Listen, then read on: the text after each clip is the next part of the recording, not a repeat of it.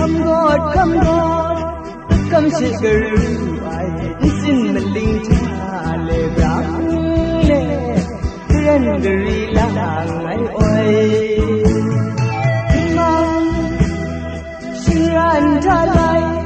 anh không nạn đau ai sẽ không là xa đến mà sẽ đúng sẽ cứ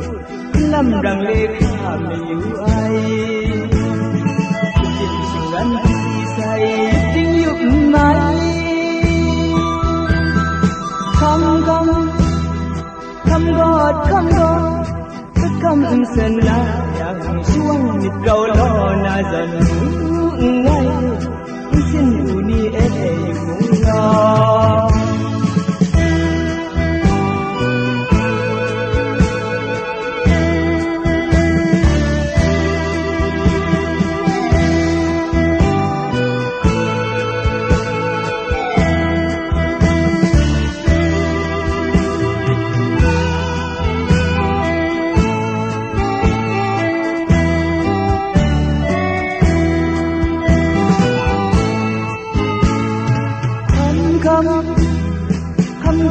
khăm gót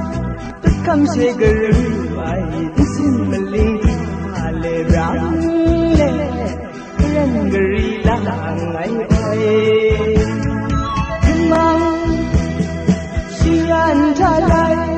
anh không nạn đau ai sẽ không phải xa đến mà say đúng sự cứ làm rằng lệ khả mình yêu ai anh cứ say tình dục mãi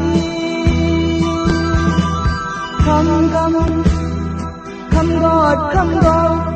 tất khăm sen na yang suang nít rau lo na dần